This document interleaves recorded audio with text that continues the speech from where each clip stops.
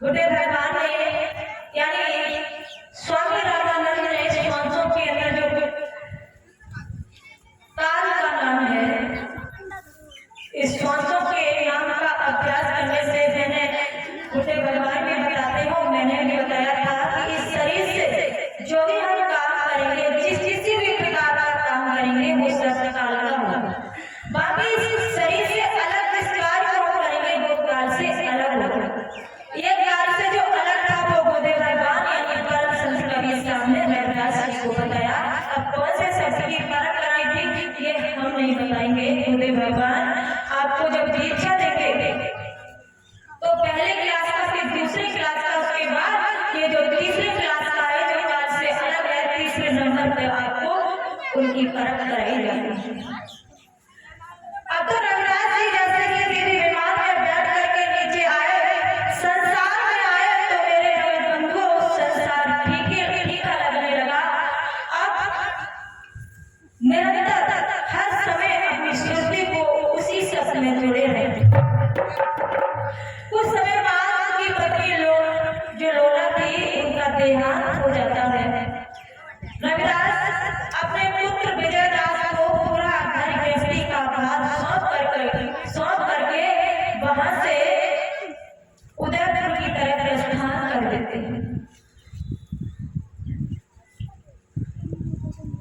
वैसे तो उनको कोई धन दौलत में माया में कोई लौलत नहीं, फिर भी उससे छुटकारा पाया कि छोटी सी जगह पर उनमें भी मन लगा रखेंगे तो हम भक्ति नहीं कर पाएंगे।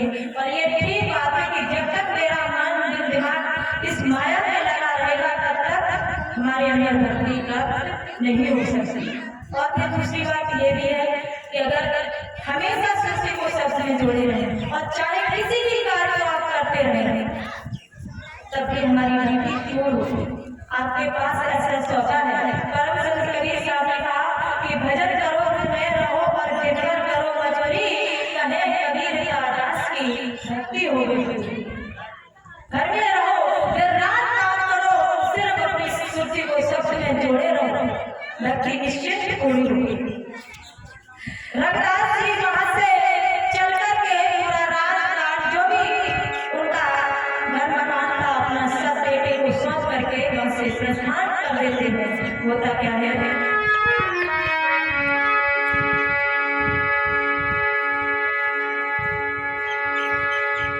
रविदास जी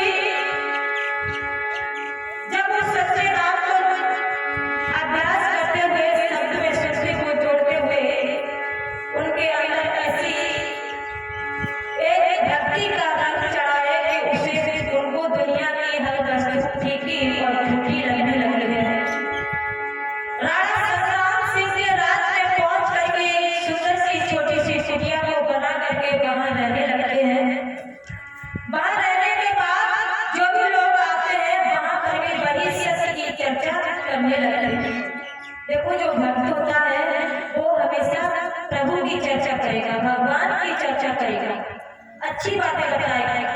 और जिसे भगवान की चर्चा में कोई लौ लगन नहीं होगी, कोई बेसहारा सादा आदमी हो उसके पास आओ जाओ तो वो लड़ाई झगड़े एक दूसरे की बुराई इसमें आपको उलझ जाएगा। लेकिन वहां संग्राम सिंह के राज में जाकर के जो भी आते हैं वहां सत्य की चर्चा करते हैं तो पूरे राज्य में वहां पर भी हल्ला पड़ गया। उसी राज्य में गंगाधर नाम के एक ब्राह्मण जो थे वो हर पूर्णमासी को गंगा स्नान करने के लिए पैदल जाते थे, नंगे पैरों पैदल जाते थे। उनको वहां हिंसा होने लगी कि मैं हर पूर्णमासी को गंगा स्नान करने के लिए जाता हूँ, वो भी पैदल जाता हूँ, तो ये लोग मेरी चर्चा नहीं करते। बताओ वो कल से महात्मा आ गया, थोड़ी बात क्या बताने लगा, उनकी सभी चर्चा करने लगे। तो देखो जात का या रूप का, पैसे का, औलाद का कभी घमंड नहीं करना चाहिए। ये घमंड, ये अहंकार भक्ति के शत्रु, इससे हमको नीचा देखना पड़ेगा। लेकिन जो गंगाधर ब्राह्मण जो थे पूर्णमासी को जब मेरी पूर्णमासी आई तो सबसे पहले जिस रास्ते से जाते थे उस रास्ते को छोड़ करके जिस रास्ते में रविदास जी रहते थे उस रास्ते की तरफ उन्होंने प्रस्थान कर दिया। सोचे रविदास से मिलकर के जाएंगे, देखते कैसे मानना। पास में गए, सबकी देश लिए उससे प्रणाम कर लिया। बोले महाराज और सुना? बोले सब ठीक है। बोले गंगा स्नान करने के लिए जा रहा हूँ, अगर चलो तो। बोले मुझे जरूरत नहीं है, आप जाओ स्नान कराओ, अच्छी बात है। बोले नहीं चलो तो बताओ आपने वो भी पता नहीं, इसलिए मैं आपको ले चल जाऊँ। बोले मुझे नहीं जाना है, आप जाना चाहो तो चले जाओ। रविदास जी से बार बार कहा और फिर कहने लगे कि अगर आप नहीं जाते हो तो गंगे मैया से कुछ कहना चाहते हो, मन्नत मांगना चाहते हो तो तुम्हारी तरफ से मैं मांग लूंगा, बता दो क्या मांगना चाहते हो। बोले बोले कुछ नहीं मांगना चाहता हूँ, आप जाओ। बोले नहीं बताओ तो शर्माओ मत। रविदास जी ने सोचा मेरा घमंड नीचा करना ही पड़ेगा। तो रविदास जी ने पुष्प को तोड़ा और गंगाधर को दे दिया। कहा लो ये पुष्प मेरा है, पुष्प गंगे मैया को दे देना। बोले ठीक।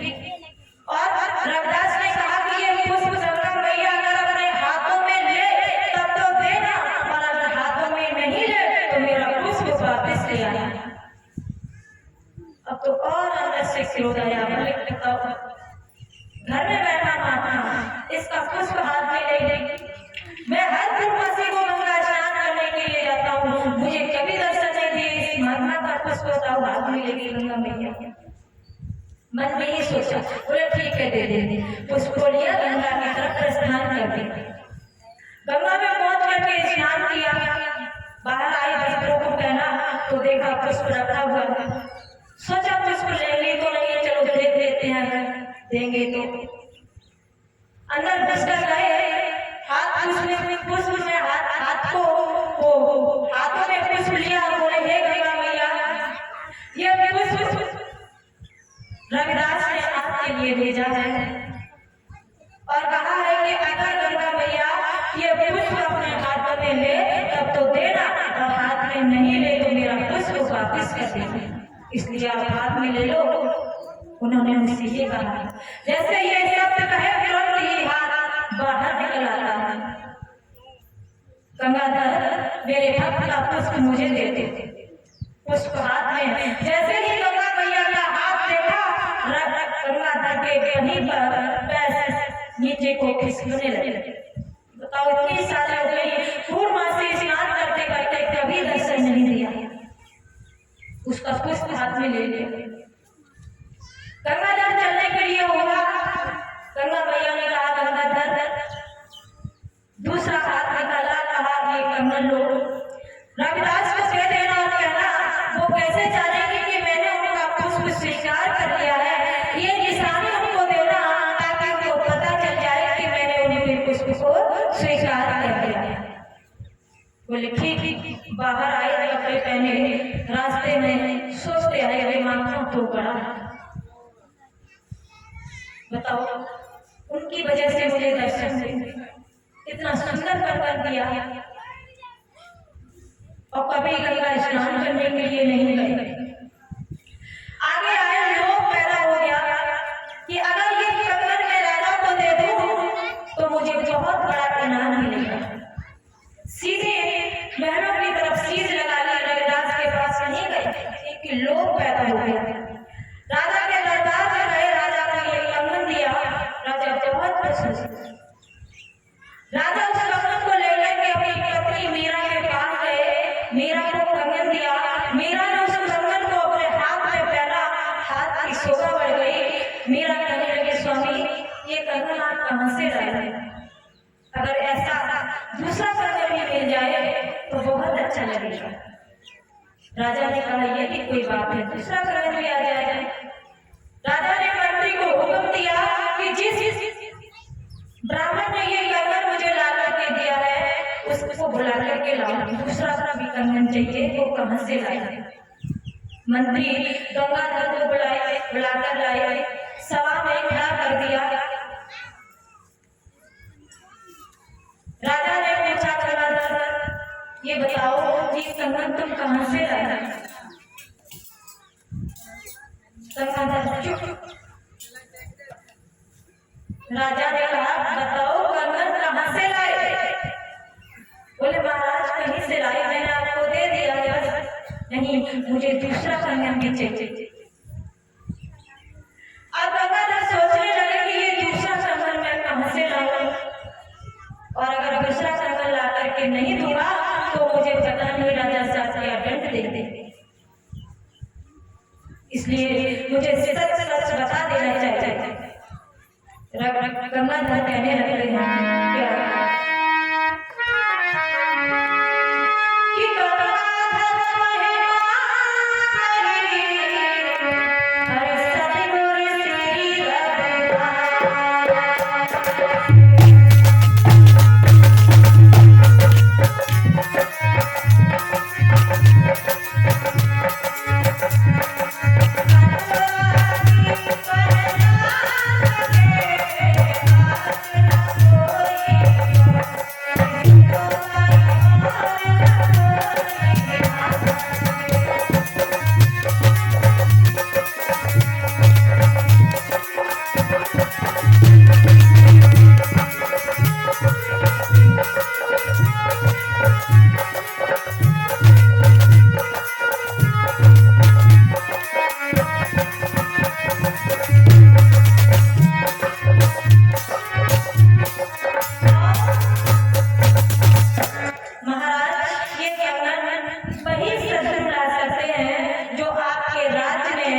उनकी चर्चा हो रही है।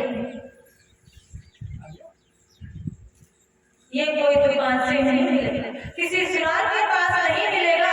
पूरी वही घटना बताई कि इस प्रकार से मैं उनके पास गया था, ऐसे ऐसे गंगा मैया ने ये कंगन दिया। पूरी घटना बताई। राजा अपनी पत्नी के पास गए, पत्नी को पूरा वृतांत बताया। महारानी, ऐसे ऐसे हमारे राज्य में शत्रु आए हैं, वो ये कंगन ला करके दे सकते हैं और कोई नहीं ला। मीरा के मन में ये विश्वास हो गया। मीरा कहने लगी, स्वामी मुझे उनके पास चाहिए, जाना चाहिए। अगर वो दूसरा कंगन लाके दे दे तो इससे अच्छा और क्या हो सकता है।